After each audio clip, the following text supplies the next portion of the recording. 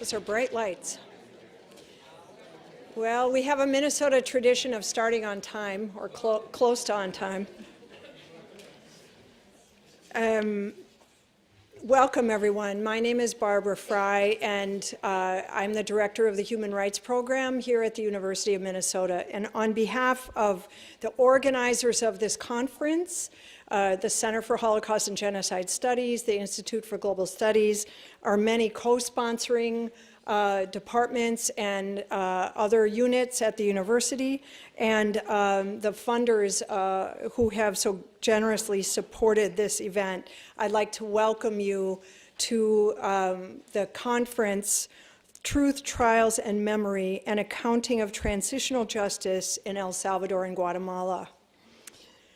That title offers some insights into the hopes and expectations for our discussions over the next few days.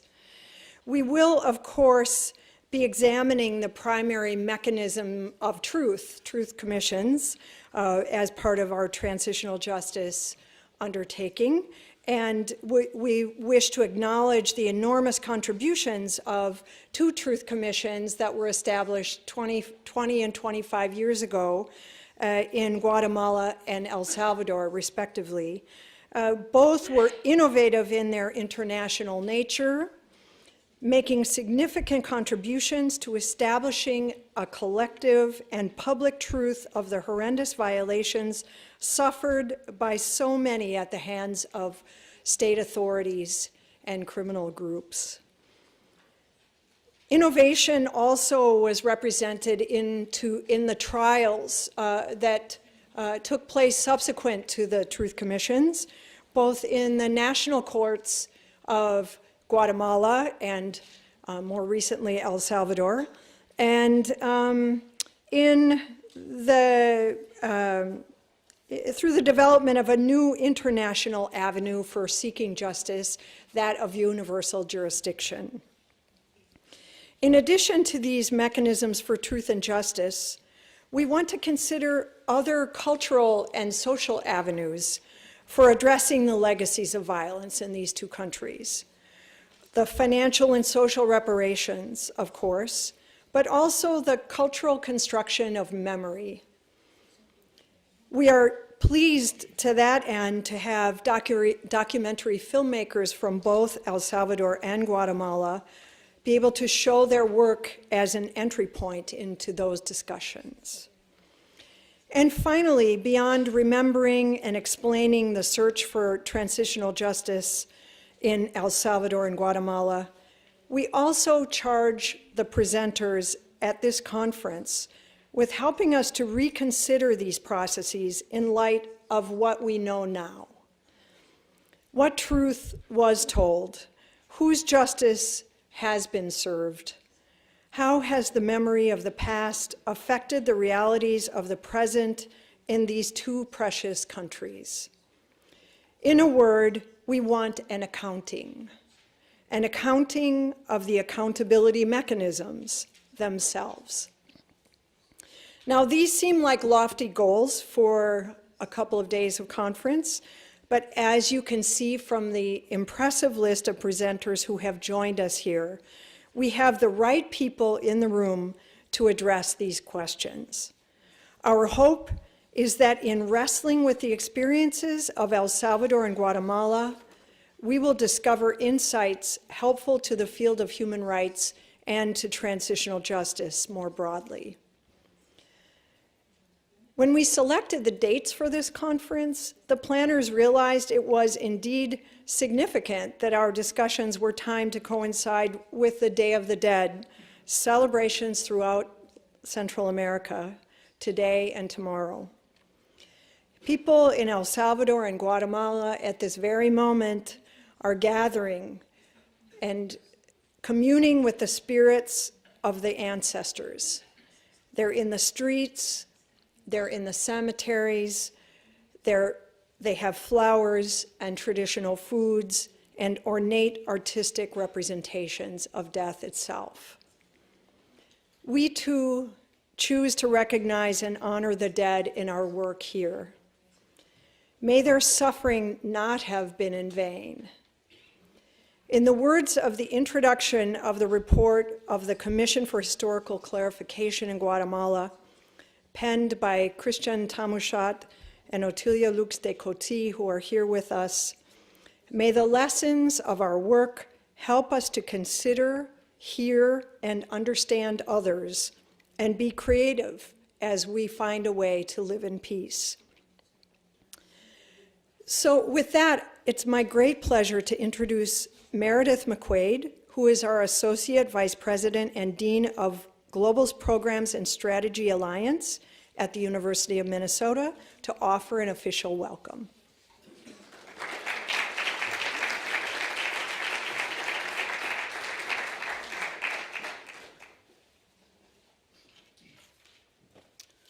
Good evening.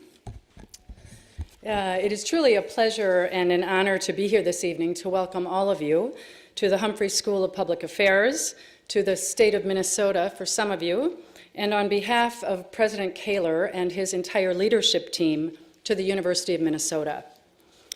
I would especially like to welcome tonight's keynote speaker, Professor Pablo de Grief, United Nations Special Rapporteur on the promotion of truth, justice, reparation, and guarantees of non-recurrence. Professors Christian Tamushat and Otilia Lux de Coty, distinguished commissioners of the Commission for Historical Clarification in Guatemala, and of course, to so many jurists, scholars, policymakers, artists, and activists who have been passionate defenders of human rights and justice throughout their careers. We are absolutely delighted, the University of Minnesota, to be the site for this important conference on truth, trials, and memory, and to be recognizing the achievements and accounting for the legacies of processes of justice that have been put into motion over the past quarter of a century. The organizers of this event represent some of the best of who we are here at this large public land-grant institution. The Human Rights Program, an interdisciplinary hub for teaching and research, which began in 2001. The Institute for Global Studies that connects students, scholars, and communities dedicated to social justice, understanding, and transforming our globalized world, formed in 1998. And the Center for Holocaust and Genocide Studies, which was created in 1997. And that means, of course, it shares in the celebration of a 20th anniversary with the Commission for Historical Clarification in Guatemala.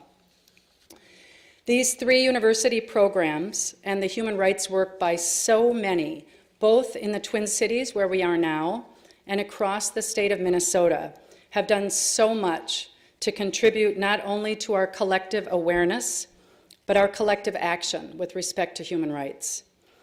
These programs also help us to understand that we still have so much more work to do, including advances in the processes and outcomes related to transitional justice, the focus of this conference.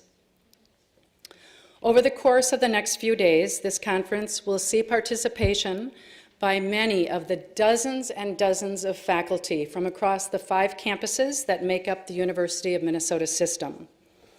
And I want to thank every one of the faculty and staff who have helped to make this event possible, and who have inspired and motivated our undergraduate and graduate students, as well as international scholars from all over the world, to learn, to challenge, and to find ways to stand up for truth and justice at home and abroad.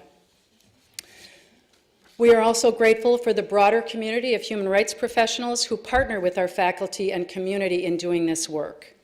It is because of the critical work and innovative work of NGOs such as the Center for Victims of Torture and the Advocates for Human Rights, among many others, that Minnesota has a global reputation as one of the most important sites of human rights leadership and activism. I'm also proud to report that we have more university departmental sponsors for this event than we've ever seen before for a human rights program. This level of interest represents both the reputation and the strength of the Human Rights Network here at the university, but also the heightened awareness that we all share. That even while we look back and honor the commitment of people and organizations who demanded transitional justice processes and who were successful in that, we can never, ever assume that this work is done. We must be ever vigilant. We must be ever mindful of the need to honor the past, to learn from it, and to share those lessons with the next generation of teachers, politicians, religious leaders, scholars, artists, scientists, musicians, writers, journalists, entrepreneurs, with the introverts and the extroverts, with the public and the private sector. The University of Minnesota is proud to play a big role in the evolution of young people into these and many other professional and societal roles all over the globe. Your work, your inspiration, your experience in defending human rights is critical to our success and to their future. Thank you so much for being here. Best of luck for an inspiring conference.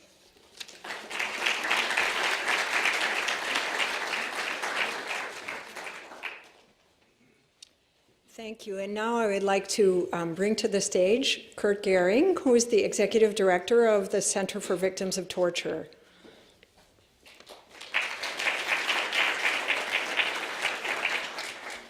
Thank you very much, Barb.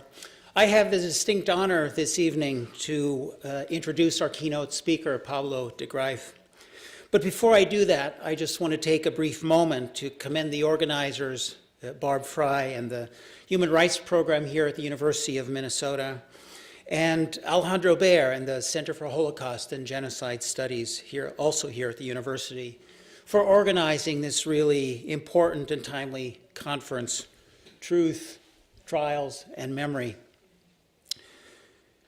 And also to congratulate you for assembling this amazing, this truly amazing, world-class roster of experts who are here. It would be a notable achievement to bring such a distinguished group of individuals together anywhere, but to do this here at this time is truly remarkable. And although you didn't quite fit this in before the snow started to fly, you might have them captive now. This conference is also, I think, a wonderful example of the scope, of the depth, of the collaboration, the collaborative nature of the human rights community here in Minnesota. And in the organization I have the privilege to lead, the Center for Victims of Torture, I experience this every day as we seek to rebuild the lives of survivors of torture. And I'm constantly reminded of the immense human rights expertise and scholarship here, which partners with human rights NGOs in the community in ways that are complementary and which strengthen each other's work to advance human rights protections. And this conference is, I think, an excellent example of that. As many of you know, the concept of transitional justice is a relatively new one. The idea of accountability for human rights crimes was largely unthinkable in modern politics, even after the Nuremberg and Tokyo tribunals. The focus of global politics showed little interest in any kind of accountability, even for the worst atrocities. But things began to change slowly. Things changed with the trials in the mid-1970s in Greece and Portugal, which tried their own state officials for human rights violations during previous authoritarian regimes.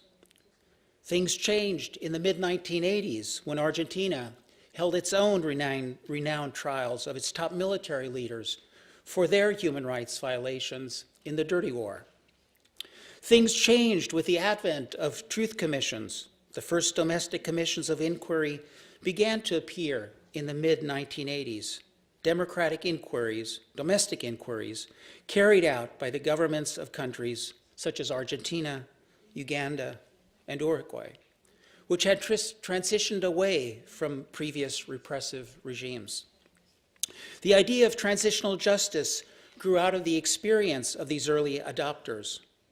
And the category of transitional justice is now used to explain different measures used by societies to address legacies of human rights abuses, mass atrocities, and other forms of severe social trauma. And the goal of these measures is to guarantee non-recurrence and to build a more democratic, just, and peaceful future. This conference over the next 2 days will focus on the case studies of transitional justice in 2 countries which have had particular transitional justice experiences with global significance, the Truth Commissions and trials, of course, in El Salvador and Guatemala. And this conference will consider, now with the benefit of 25 years of hindsight, the impacts of these processes, both on the life of the countries themselves and on the broader international community. And to help frame this discussion, we are truly lucky to have one of the foremost global experts on accountability for human rights violations, Pablo de Greiff, the United Nations Special Rapporteur on the promotion of truth, justice, reparation, and guarantees of non-recurrence. He has served in that position since his election by the Human Rights Council in 2012. As Special Rapporteur, Mr. de Greiff deals with situations in which there have been widespread violations of human rights and international humanitarian law. He was selected for this important mandate based on the depth of his experience working with different transitional justice bodies across the world. In particular, Pablo de Greiff served as research director for an international NGO called the International Center for Transitional Justice, ICTJ as it's known, from 2001 until 2014, where he was responsible for groundbreaking projects in countries around the world.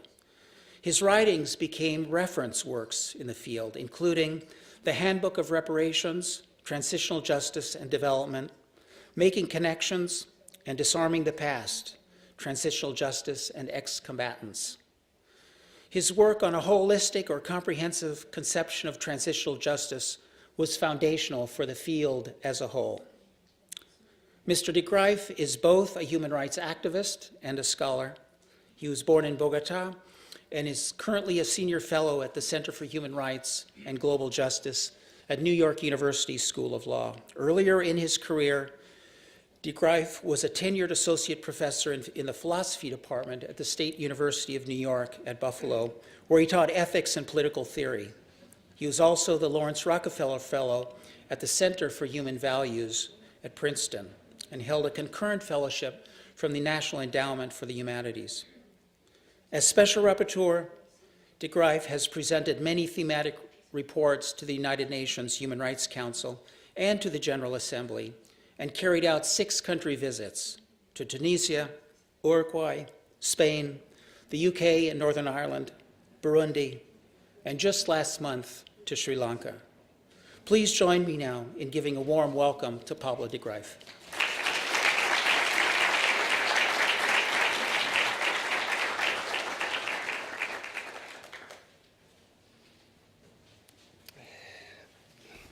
Thank you, Kurt and Vice President McQuaid for the very nice welcome and the very nice introduction. Kurt's very kind introduction is a double-edged sword. After something like that, anything that you might say will be disappointing. So thank you very much. I should also make a small disclaimer. I have taken a cocktail, mind you, not of alcohol, but of cold medication that I hope will not prevent me from being minimally coherent for the next 45 minutes or so. Now let me start by thanking for the very kind invitation. It's really an honor to be here. As has been pointed out repeatedly tonight, Minnesota occupies a very special place in human rights activism precisely for something that I have always been interested in throughout my career, and that is a combination of academic work and practical interests. Transitional justice was something that I was drawn to, precisely because it is the meeting place of normative considerations and the very, very harsh realities of a very imperfect world. And that combination between a disciplined research and at the same time practical interests makes Minnesota a unique place and actually a place to be emulated. So thank you to Barbara and Alejandro and all the other organizers for the very, very kind invitation. It is also an honor to be here because I am surrounded by people whose efforts give meaning to my work. And it will be too long to list all of them. But it is because of your efforts that I do what I do. So thank you very much for the inspiration, for the very hard work. And there is still, unfortunately, a lot that needs to be done.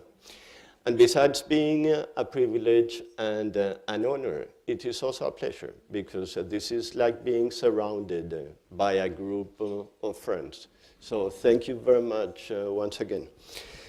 I was asked to try to reflect on what we have learned over the last 20 to 30 years of experience in the transitional justice world. I love the title of trying to come up with an accounting of accountability procedures. I think that this is in many ways long overdue and something that we are not particularly good at, either in the human rights world or more broadly in the human rights world. But let me start on what I take to be accomplishments that the field can in many ways claim credit for, things that have happened with its contributions during the last 20 to 30 years. And I think that we have to start with a very simple fact, and that is that the field managed to consolidate itself. Something that could have not been taken for granted, and since all of you are very familiar with the history of the field, particularly you may recall the very acrimonious debates between truth and justice, which raged on for a very, very long time. When the Secretary General of the UN in 2004 published its report on transitional justice and the rule of law and talked about a holistic, a comprehensive attitude towards transitional justice, one that understood its 4 different pillars: truth, justice, reparations, and guarantees of non-recurrence, as parts of a whole. In other words, as elements that would give support to one another in a broader policy. That in itself was an innovation. For many, many years, the idea that these elements were complementary to one another, that they could reinforce one another, was not at all an idea that had a general consensus. So the field managed to put itself together, as it were, to put under control the centrifugal forces that any field that advocates for a variety of policies always has to face. And this is one that has done it with some degree of success. So now the idea that transitional justice is indeed a holistic policy is perfectly familiar. It is reflected in the ridiculously long title that I have. You know? So who could have ever thought that this was a functional title? But it has, however, the advantage of, because it refers to a single mandate, of illustrating not just the content, but the idea that transitional justice is a policy with 4 elements that are not simply a random collection of initiatives, but that there is something that holds those 4 elements together. Now, in addition to the consolidation of the field, I think that there is a second accomplishment that we ought to acknowledge. And that is that in an extraordinarily short period of time, particularly short by the standards of normative change at the international level, the field managed to normalize itself. The implementation of truth, justice, reparations, and guarantees of non-recurrence is now part of the normal set of expectations that countries that are undergoing different types of transitions are expected not just to discuss and to contemplate, but to implement. So this is now a normal part of the policy tools that countries are expected to implement when they are transitioning, not just from authoritarianism to democracy, but when they are transitioning from conflict into peace. And again, I want to give you the sense that the normalization of the expectations around transitional justice in a 20 to 30 year period in the international domain is a huge accomplishment. And then there are all the other trappings of an autonomous, independent field that one can mention. So this is a field of study. There are people that do masters and PhDs. We educate them. Some of them are here, and the educators reside here among many other places. There is a specialized journal. Ministries of Foreign Affairs devote funds to transitional justice. International cooperation invests in transitional justice. And for those of you interested in the sociology of knowledge, as I am, the marker of the coming of age of an academic field, we have a specialized encyclopedia. So since 2012, with the publication of the Cambridge Encyclopedia of Transitional Justice, the field has its very own encyclopedia. Now, this may sound funny, but in the history of the development of academic disciplines, this is really a marker of the increased autonomy of an academic field. And now we have that. Now, much more important than all of this is the set of accomplishments in the real world to which transitional justice has contributed. I think that transitional justice has contributed to an unpacking of the notion of accountability so that it is understood not just in terms of criminal accountability, as classical human rights work in many ways was forced to do, but also to include, again, as complementary measures, a right to truth, a right to reparation, and a right to non-recurrence. And I think that transitional justice has helped tremendously to the entrenchment of those rights, both at the international level and at the national level. And this has been a question not just of textual or doctrinal progress. Transitional justice has contributed crucially to the operationalization of those rights. It has contributed crucially to the operationalization of the right to truth through the establishment of truth commissions, amongst others, truth-telling and truth-seeking mechanisms. It has contributed immensely to the entrenchment and the operationalization of the right to reparation through the establishment of administrative reparations programs that have served, of course, with all sorts of deficiencies, but that nevertheless have served to, among other things, convince people whose rights have been violated that they are nevertheless rights holders by the tens of thousands in different parts of the world. Transitional justice has contributed to the entrenchment of a right to justice, to redress, through, among other things, the development of prosecutorial strategies. So on each of the pillars of a comprehensive transitional justice measures, I think that there is a lot that transitional justice can claim as a success, as an accomplishment. And this is one of the reasons why we are here, why all of us are here discussing the notion of transitional justice, something that 20 years ago would have been very unlikely to gather a group of this sort. So I think that there is quite a bit to celebrate.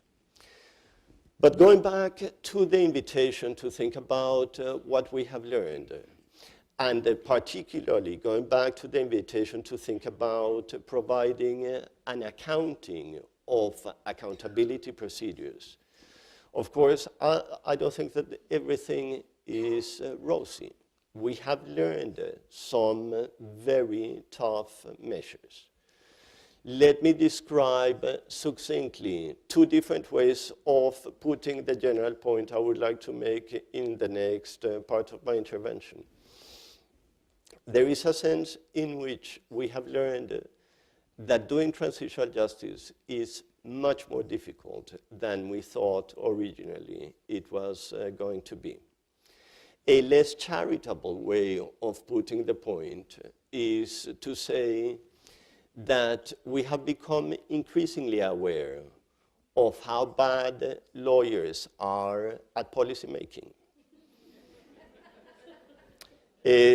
Or, to offer yet another description of the point, I think that the human rights community, in which, of course, I include myself, we are lousy at describing how to get from here to there.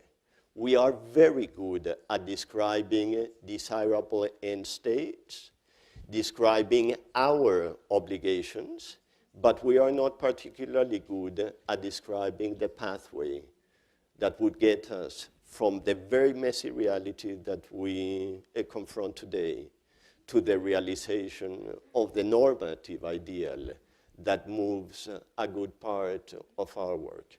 And I think that those deficiencies, the fact that we are not particularly good at policy, that we are very interested in the description of the end states, and that lawyers, for the most part, are not very well attuned to the difficulties of drawing policies, actionable policies, are at the heart of some of the difficulties and the challenges that the field faces today.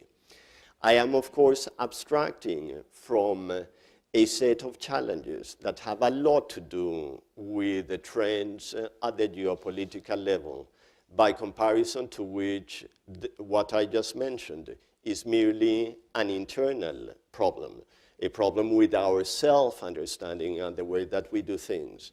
The geopolitical problems, which I don't think that we can ignore, but that include, for example, great selectivity, or what is usually called double standards, in the implementation of human rights norms, of course, makes transitional justice work significantly more difficult.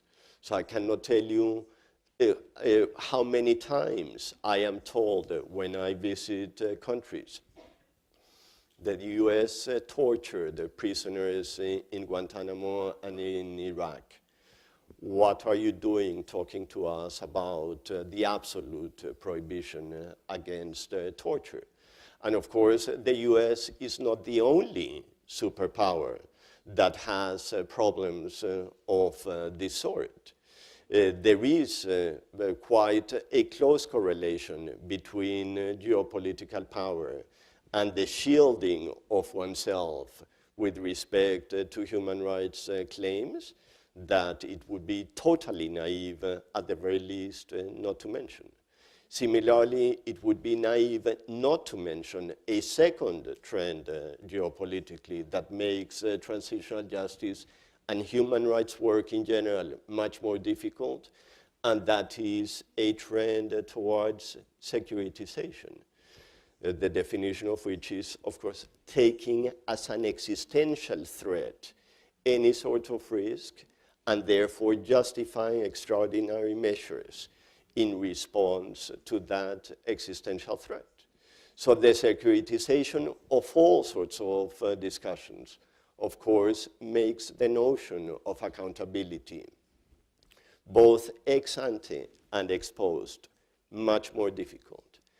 And thirdly, I think that it would be naive not to mention something that has a direct bearing on transitional justice work, which is the closing all over the world of civil spaces. I have never met a government that has spontaneously, out of its own volition, adopted an aggressive transitional justice policy.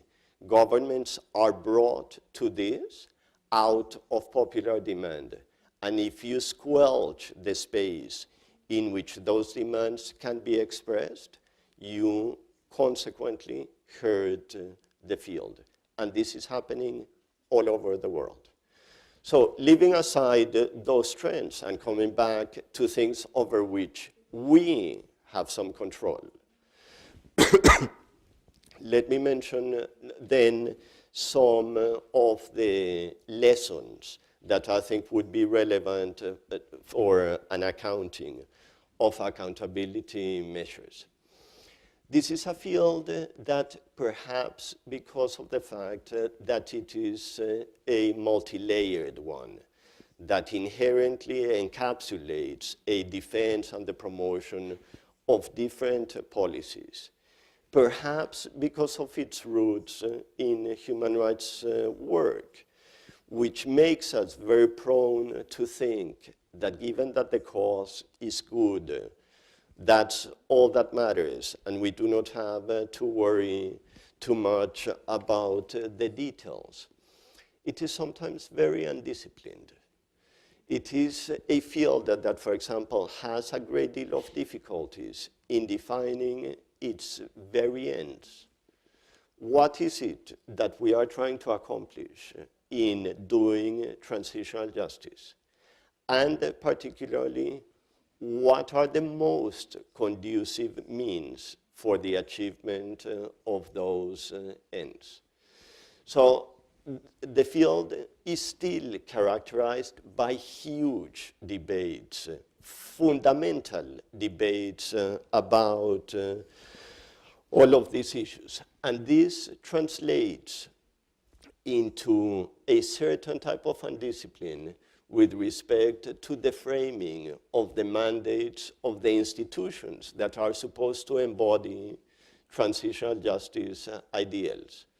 So if one were to examine, as I had to do in writing a report on this topic for the Human Rights Council, the different reports of human rights commissions, which of course I had read in different parts of my professional career, but for the writing of this report, I read all of them, not in a single sitting, but in the same period. And then some trends emerge very clearly. And let me summarize those trends. So the very same type of institution, namely ad hoc, temporary, not part of any broad institutional framework, without a well-settled bureaucracy. In other words, all the markings of a politically weak institution, one with a great degree of moral suasion, but with very, very little real political clout. The very same type of institution has grown in functions and in obligations along many different dimensions. And I would like to focus particularly on the following. The thematic mandate of commissions has expanded tremendously. So the CONADEP in Argentina, for instance, the mandate of that commission was very narrowly defined. It was supposed to investigate cases of disappearance, which it understood very narrowly, namely in terms of kidnappings that were unresolved and the bodies were never found. That was the starting point of what we may call the Contemporary Truth Commission. If you compare that with the thematic mandate of the Kenyan Commission, then you get a very good impression of how far the field has traveled. So from a mandate that mentioned only disappearances, you get to a mandate that authorizes and obligates the Kenyan Commission to investigate and to explain, to account for a significantly broader set of violations, not just the typical violations of civil and political rights, but also violations of social, economic, and cultural rights, and not just to engage in exercises of fact-finding, of clarifying the immediate facts around the violations, but to provide an account of all the surrounding circumstances that may have led to the violations of this increasingly large catalog of violations. So the very notion of fact-finding, which was integral to the idea of a truth commission, has become significantly more complex over time. Now, the second trend in the establishment of mandates of truth commissions that I will use as an illustration of my main point, namely that there has been an expansion of the mandates, and one that hasn't always obeyed very, very good, sound reasons, is that the functions of truth commissions have expanded as well. So from the very idea of fact-finding and to some extent victim tracing, which were the core two functions of the original truth commissions, one has to remember that the CONADEP report had a single page on recommendations on reparations and a couple of pages on recommendations about institutional reforms. And furthermore, that these were not described in the mandate that established the commission. I am convinced that the authors of the report included these reparative recommendations and these preventive suggestions, because it is very difficult to listen to so much pain without giving back something in return, without making any sort of recommendation, just recording it.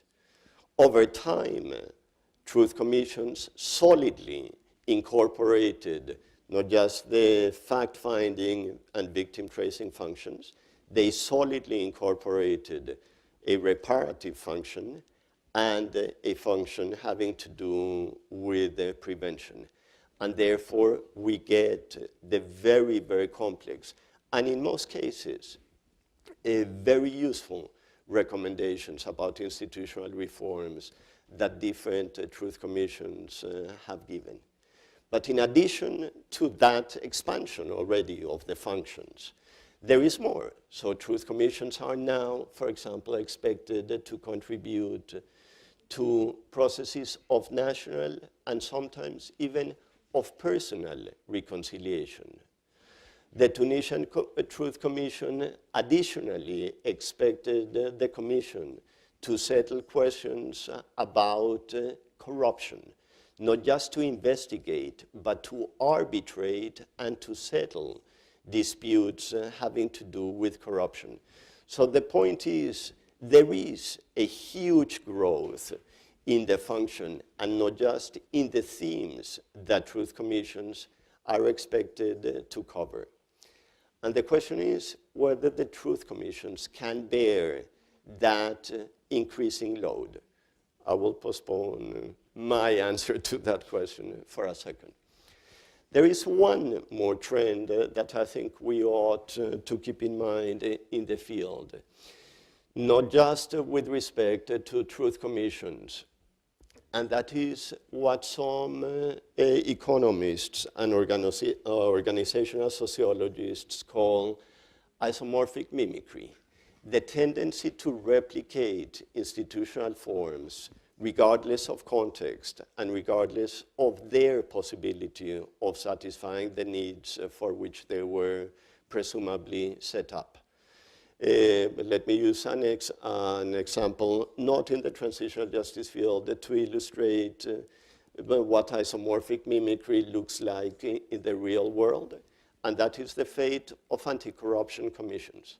Anti-corruption commissions, once they were designed, were copied throughout the world, regardless of any consideration of whether that particular institutional form was going to be good enough to tackle the specific challenges in corruption in completely different settings. In settings, for example, in which societies were still organized around the notion of kinship, and in which, therefore, corruption looks very, very different from what it would look like in Norway and Denmark and even the US. But exactly the same model was copied from one place to another. The transitional justice field has suffered exactly the same fate. We are often engaged in what I think are instances of isomorphic mimicry. I paid a recent visit to the Gambia, which is thinking about establishing a truth commission. And in a council of ministers, I asked them, so why are you thinking about establishing a truth commission? Not because I was skeptical. Mind you, I think that the Gambia is a very good country in which to establish a truth commission. And they looked at one another and they said, isn't that what we're supposed to do? And again, this is an example of this. In the texts of truth commissions, once you read them together, you get absolutely horrifying examples of cutting and pasting. Exactly the same expressions being used in one mandate versus another, as if someone without any sort of care had really cut and pasted segments from one mandate to another.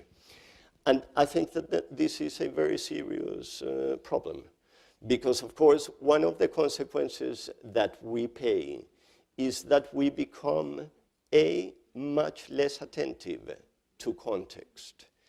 And this is a third trend that I would like to insist upon as a major challenge that the field faces. One very simple way of telling the story of the development of the paradigm of transitional justice is to say that it emerged in the Latin American countries of the Southern Cone, traveled very rapidly to the Central and Eastern European countries, then to South Africa, and after South Africa, it disseminated very broadly and rapidly to all sorts of contexts. There are all sorts of imperfections with this story, one of which, of course, I will come back because it is perfectly relevant to this context. But following that simple story, one can say that despite all the differences between those sets of countries that I just mentioned, they shared two things that were very important.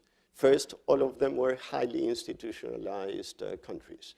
They were highly institutionalized both vertically and horizontally. The institutions of the state had the capacity to make themselves present in every corner of the state's territory. And vertically, these were countries without huge legal vacuums. All the important spheres of interaction between citizens and the institutions of the state were already regulated by means of law, which of course doesn't mean that they were well regulated or that the laws were wise or even that they were effectively enforced. But again, it was a question of capacity. The second important characteristic that they shared is that those were countries which were trying to redress, not surprisingly, a type of human rights violation that related to the institutional capacities of the state. In other words, transitional justice was designed as a policy to redress the abusive exercise of state power, which requires very, very high institutional capacities. Now, once you move from that set of countries and move into the weakly institutionalized post-conflict contexts, you are, of course, in an entirely different world. And you are in an entirely different world along those two dimensions. You are talking about countries that are not highly institutionalized, either vertically or horizontally. And you are talking about countries that need to redress a list of violations that looks very different from the list of violations that the authoritarian regimes of the Latin American Southern Cone were responsible for. So the sorts of violations that take place in the DRC or in Mali or in the Central African Republic, for example, are not the same sort of violations that took place in Santiago and in Buenos Aires. You are really talking about a different world.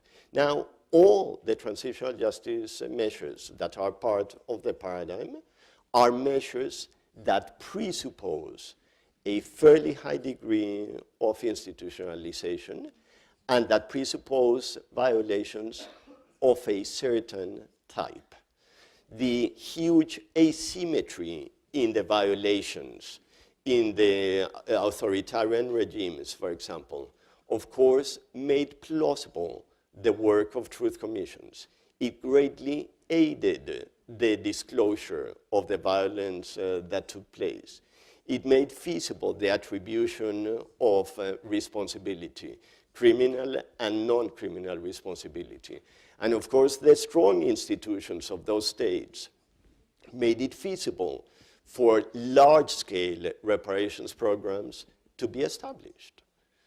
So being inattentive to context, I think, has led to one of the elements of an accounting of accountability that I think that we have to be much more mindful for. Now, I said before that this was a very imperfect way of telling the story. And one of its many imperfections has to do with the fact that, of course, it omits reference to Guatemala and El Salvador, cases that come precisely in between the Argentinian and Chilean cases and the Central and Eastern European transitions, and that in fact have many resemblances with the post-conflict cases that we now find so difficult to grapple with.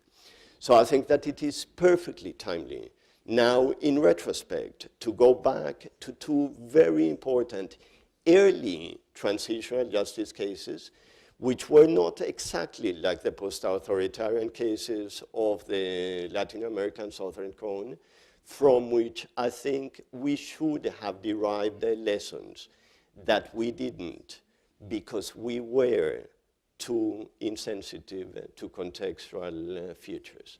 And I think that this is something that we ought to overcome.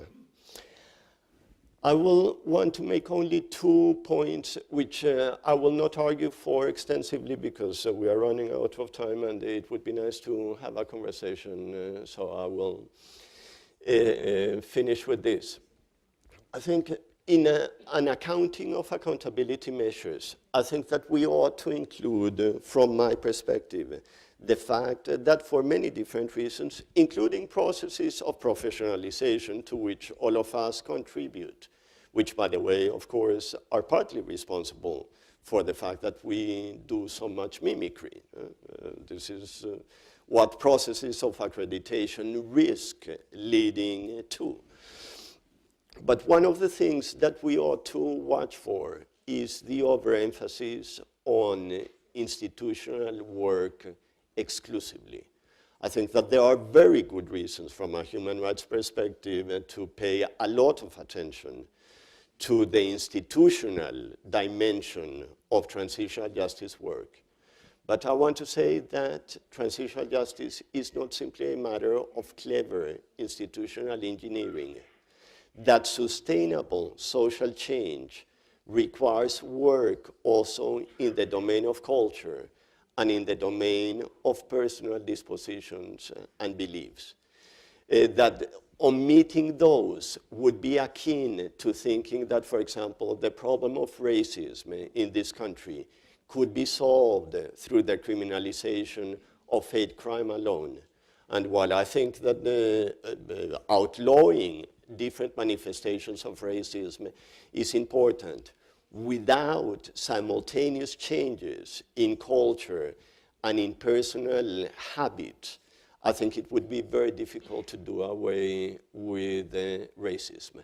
Similarly, the success of transitional justice, of the Transitional Justice Project, I do not think should be thought of simply in terms of institutional engineering.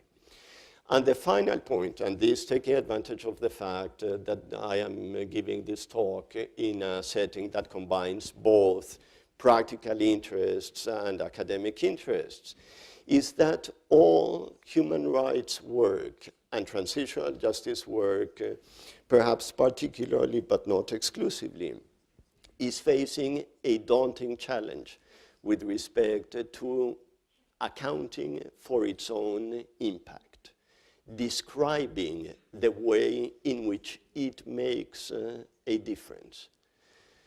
Under the pressure of many different factors, including a turn towards results orientation in the international donor community, changes, very significant changes in the philanthropic world towards entrepreneurial philanthropy that is very interested in results. For many different reasons, there is no field that depends on international cooperation that will be able to survive for long without giving an account of the difference it makes. And coupled to our lack of interest and competence in doing policy is the very serious problem that we have a very dim idea of how to account for our impact. And this is one area in which better integration between academic research and practical interests would do the field a great deal. Because this is not a question of finding a more efficient way of counting beans. I am convinced that this is a question of finding a better way of explaining why what we do is important, the processes that it obeys, and the time horizons that are needed in order for the field to show its work. And here again, a meeting that takes place 25 years after very important experiments in the continent, which did so much for the development of the field, I think is a great opportunity and a great chance. Thank you very much.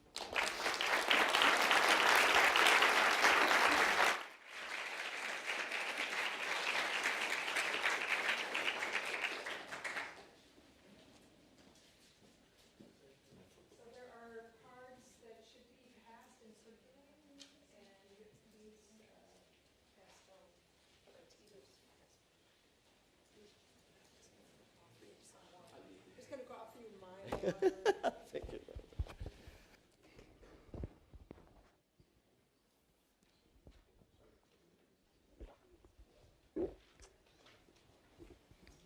I think this is set. Am I good? Well, Pablo, I just want to say thank you so much. Those of you in the audience might not know this, but Pablo's a little under the weather. And so I just said to my seatmate, I wonder what he's like when he's not sick. So thank you so much for that really incredibly thoughtful and important framing of the topic that we're looking at, of taking us to the whole field. And so you didn't give a lot of case examples because we know that there's probably some diplomacy involved in that kind of thing. But I'm wondering if you could talk about, I know that your latest report is really on this issue of regimes that don't have the institutional support, the post-authoritarian regimes that really are suffering in terms of institutions and of the capacity to make differences. And I'm wondering if, whether through examples or not, you could elaborate a little bit on what kind of recommendations that you would make in those cases where there aren't adequate judges or courts, that the country, the biggest problems are not trials, they're getting reparations to people, allowing people to actually find their loved ones. And I'm just wondering if there are some kind of practical lessons that you're learning from those experiences you can tell us about. So, thank you, Barbara. I think that this is a very serious challenge that both the transitional justice world in general and the human rights world without limits has to face. In the preparation for this last report to the Human Rights Council, I did some rough calculations of the government income per capita of different countries at the point of transition. And that we have to understand that this is not transitional justice is not an abstraction. So when Chile had its transition, the government income per capita was more than $500. When Liberia had its transition, the government income per capita was $20 to $30. In 2008, the Afghani government's income per capita was $8. So let's understand what this means. That there is a government that has $8 per citizen to do everything that it is supposed to do. Debt repayment, education, health, infrastructure, and education, and the provision of justice.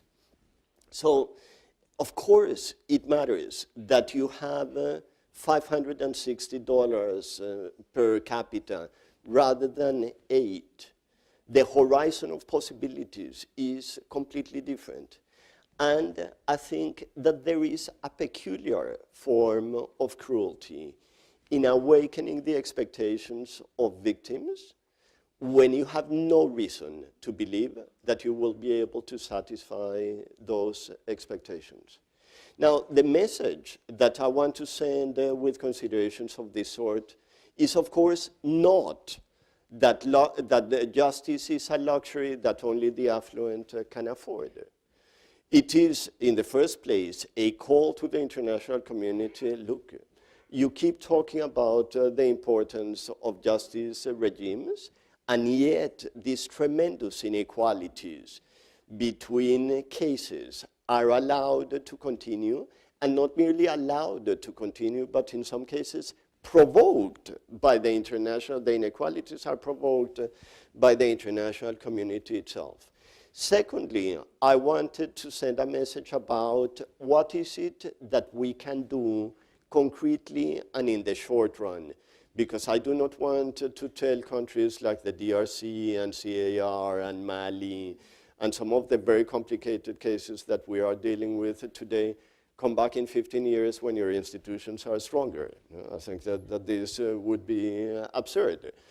But so what is it that we can do particularly for the victims in countries like that?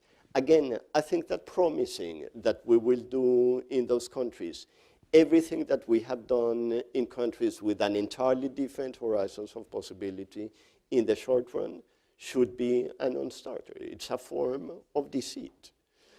I think that we have to work much more effectively on strengthening a civil society in cases in which institutions are weak or captured or affected by chronic forms of corruption, and generally in some places just totally non-existent. I think that it is very important in those cases particularly to work on strengthening civil society. Secondly, I think that there may be a case for establishing a sort of prioritization strategy across the board. In many ways, to learn lessons from our colleagues in the humanitarian world who have had some huge successes in dealing with the immediate needs of very, very large populations. And in that way, I think that we should try to unleash processes that over time lead to a fuller realization of rights. So for example, if there's a country that cannot at any given point in time establish a full-fledged reparation program, establishing victims assistance programs to deal with the most urgent cases of need and vulnerability, reserving the use of the term reparations for something that counts as such may not be an unjustified strategy. Similarly, in the face of the huge expansion of the function of truth commissions, absent any sort of functional analysis that would tell us that these institutions that we are creating are fit to purpose, that they can actually accomplish the goals that we are attributing to them. I do not think that going back to some of the fundamentals would be such a bad thing. Do much more effective fact-finding, do much more effective victim tracing, provide an account of the situations of violence that do not go back 500 years in history, but that concentrate on the immediate factors of the case, and that contain actionable recommendations. I do not think that that would be a bad strategy. I'm going to, we have a couple questions directed more specifically to the cases that we're going to discuss. So I'd like to engage you in these couple of questions. One is just how does your analysis relate to specifically the Truth Commission in Guatemala? And then similarly, looking at the present, how can this paradigm work on countries like El Salvador and Guatemala today to address threats posed by gangs and organized crime and the state's relationship to organized crime? So I guess in some ways looking at specifically at the Commission's impacts and strategies that they used, and then bringing us to today's Salvador and Guatemala, whether transitional justice processes or paradigms are a useful way to think about those situations. So, a small parenthetical remark and then an indirect answer to the question. I have made visit requests to both governments, and therefore I will not say too much specifically about either case, because I am still hopeful that at least one of them will accept the visit, and therefore it would be akin to prejudging a case. But let me address the issue in the following sense. I think that the sensitivity to context that I was talking about in part of my intervention is important, generally speaking, but now with the passage of time, particularly important. There is always a threat with the passage of time. And this is something that can be learned from many different experiences. The longer the gap between discussion and implementation, for example, between reports and the implementation of recommendations, the greater the risk that the discussions become entangled in partisan political contestation.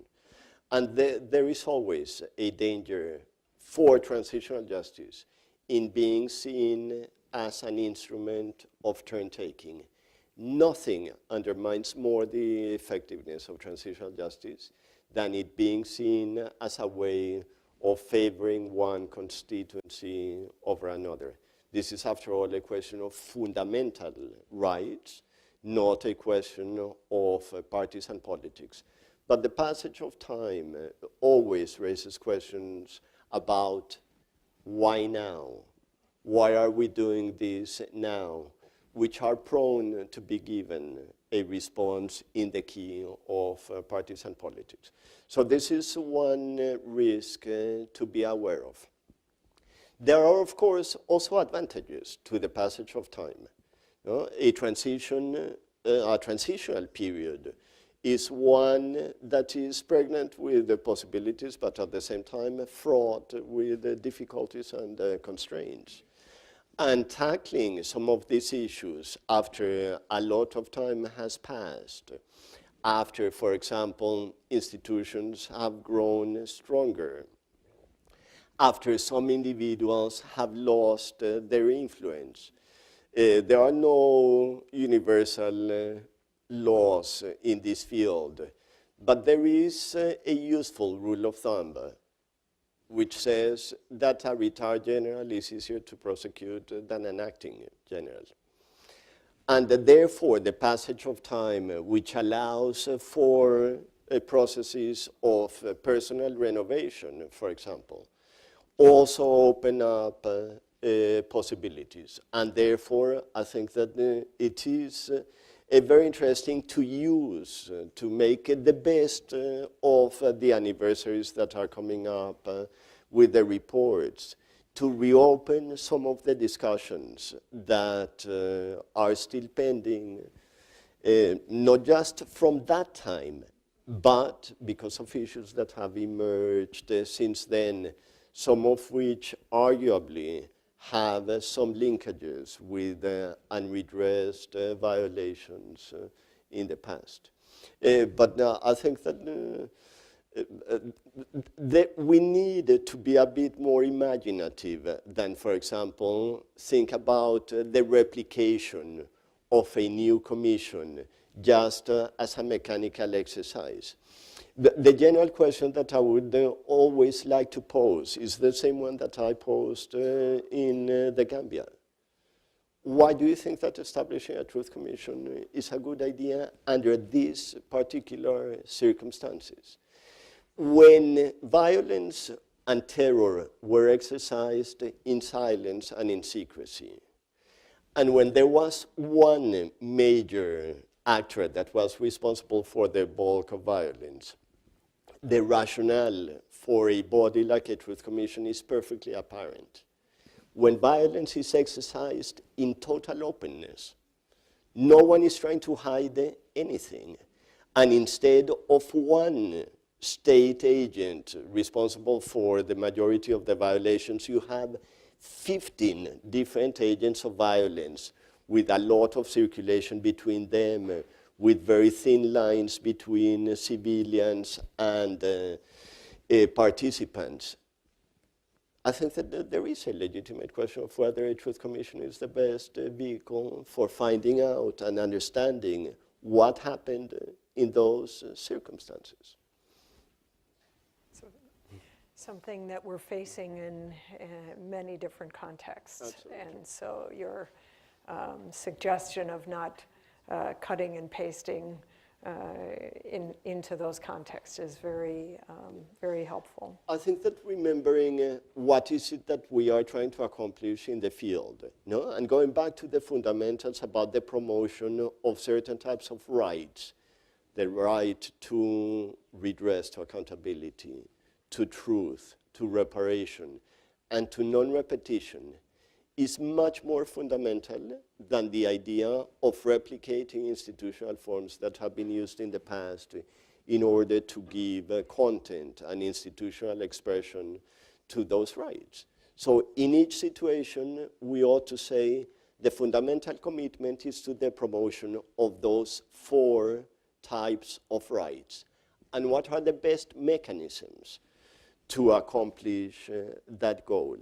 And I don't think that we do enough of that, to be perfectly honest. And again, I am not talking about the field as an external observer. I include myself in this. I have educated the people. I have taught courses. I have gone to countries and have asked, like in Burundi, what are you thinking about a reparations program for victims? And I was told, look, during 2014, total foreign direct investment in Burundi was $8 million, which I am sure is less than the income of a Starbucks in Minneapolis. What are you asking? What are you talking about when the universe of potential beneficiaries is in the hundreds of thousands, and if not millions? And the total direct investment in the country was $8 million during the last year. So I think that we ought to be much more imaginative and creative about the way that we do these things, and to think always, what's the end and what is a functional way of achieving those ends. So let's move from looking at the least institutional countries to the most institutional countries. And let's look at the global north and places like the United States and Western Europe. And from two perspectives, questions are arising. One is, what positive things can those states do in regard to transitional justice without being perceived as colonialist intervention? But then let's turn that on its head and say, why don't those countries tend to have transitional justice institutions for some of their violations? Is there more resistance in more powerful states to this notion of accountability? And finally, what about the charges of neocolonialism in the kind of transitional justice work that we do? Is transitional justice just another form of imposing our expectations on the global south? Yeah, let me start with the latter. And here I have to confess philosophical predispositions and predilections. I am a total Kantian universalist. I would be very, very happy to argue the case, but I don't think that this is the right context to do it. In any case, I am a strong believer in the universality of rights.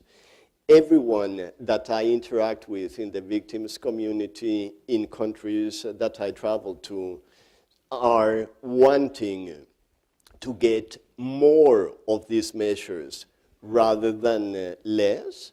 And while I am a total advocate for the sort of sensitivity to context that I have been arguing for, that is, of course, totally compatible, and I take it to be part and parcel of a legitimate implementation of universally valid norms.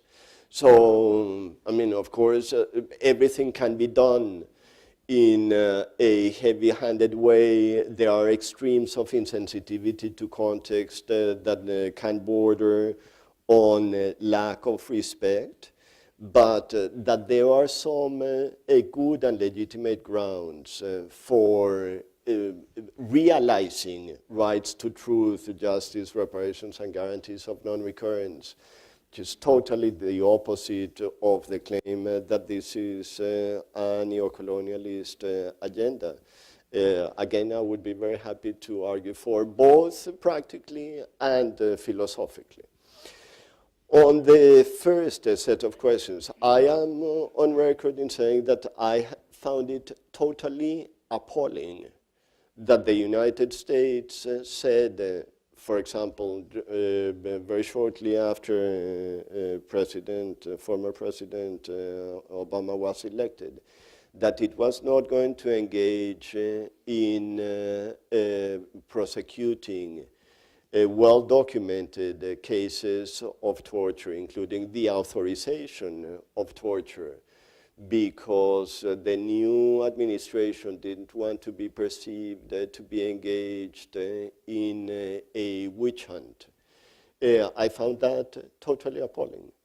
That the United States representative in Geneva, when the Universal Periodic Review of the US took place, said that there was no need for the United States to establish a reparations program for victims, because after all, US courts were permanently available for victims to raise claims. I found it the height of hypocrisy when actively, in every possible way, the government was engaged in acts that constituted the denial of access to U.S. courts to victims.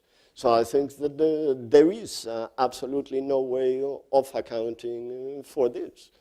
There is, of course, the usual antipathy towards being told you did wrong. But I think that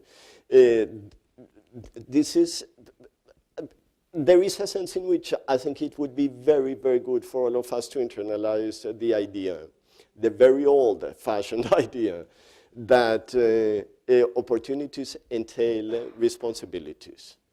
It was very important for me, given that the mandate was new, to send a message to the international community that these were problems that were very well distributed, not just problems that afflicted the global south.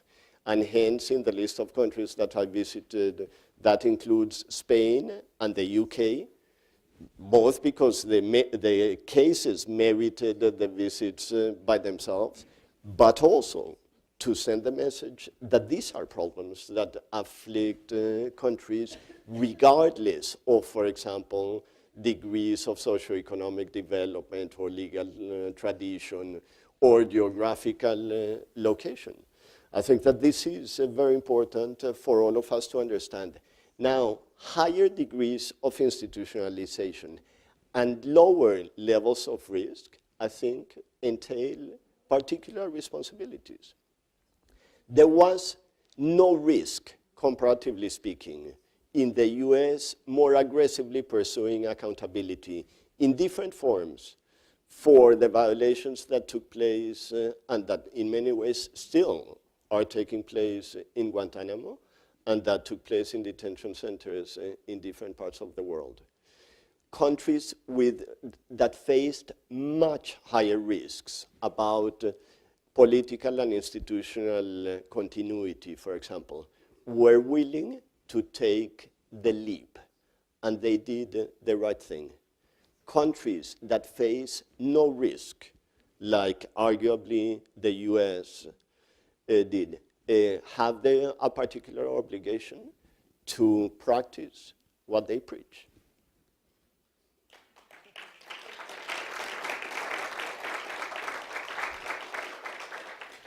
I think you found agreement. Let's close on a question that moves us in a slightly different direction. You mentioned the importance of changes to culture and personal beliefs, and wondering if you could highlight, and have you seen in your work some particularly helpful examples of efforts to make cultural change, either through artistic practices or other forms of cultural reconciliation? I think that this is really a totally underexplored area that deserves much more attention. Keeping in mind, of course, that neither a culture nor individual dispositions are the subjects of policymaking in the same way that institutions are. Functionally speaking, both culture and personal dispositions are supposed to provide continuity and stability, which means that they are less resistant to direct intervention than institutions, which are supposed to be responsive to everyday needs. But of course, that doesn't mean that they are totally immutable. We know that there are cultural transformations, some of them quite profound. The success, for example, in the transformation of attitudes and in the culture concerning gay rights, for example, I think is a fabulous recent achievement of the sort of thing that we are talking about. This is something that we saw in the recent past in front of our eyes. So anyone who wonders what does the transformation of culture and of personal disposition looks like should be told. Think about what we just went through with respect to these sets of issues. I happen to think that art is extraordinarily important in achieving transformations of this sort. that the photography exhibit that accompanied the Truth and Reconciliation Commission in Peru, for example, was extraordinarily influential and something that's very important. That documentaries of the sort that Paco and Pam work on, and many others here, that these are crucial instruments for the transformation of attitudes. That literature, for example, can provide insights, particularly into the long-term spillover intergenerational effects of violence, that it is very, very difficult to capture in a report, no matter how carefully it is done. And that there are great examples of that sort of work, both in the distant past and in the recent past. Aramburu's Patria, the novel in Spain that won the Nobel Prize this year, about the period of ETA, for example, which I read just last week. It's a wonderful example, precisely, of this sort of accounting of the spillover effects of violence, the way that loyalties are deployed in different discussions, the way that lines are drawn between communities, but also of the way that those lines can be redrawn in different places.